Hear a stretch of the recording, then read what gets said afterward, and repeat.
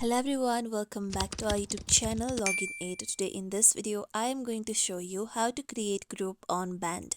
By creating group on band, you will be able to create a free and secure space for you and your friends. To create group on band, first open your band application on your mobile phone. Make sure that you are logged into your account. Then here you'll be taken to home. Now here you can see create a band option on top. Tap on create a band. Then here you need to select the type of group that you want to create. After this, you need to enter your group name. After you enter your group name, then you can add photo for your group. To do that, tap on add photo option.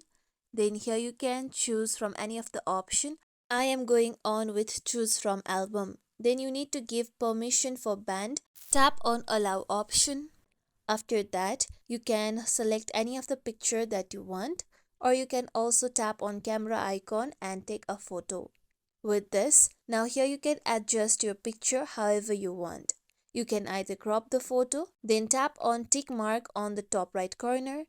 After this, here you can see the group photo has been added. Now here you can change the privacy feature of your group. To do that, tap on edit option on down right corner.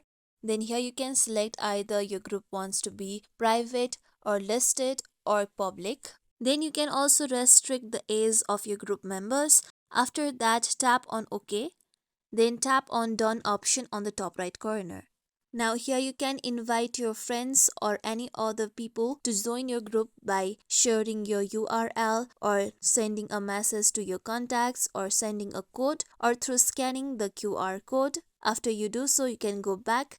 Then you'll be able to see that your group has been created. Now here you can write your first post, you can check out your calendar, you can check out your current band settings, and you can invite your members to your band. This is how we can create group on band. As you can see here, my group has been created. This is it for tutorial everyone. Hope this tutorial was helpful to you all. If you like today's tutorial, make sure you like, share, subscribe to our YouTube channel for more tutorials like this. Thank you for watching.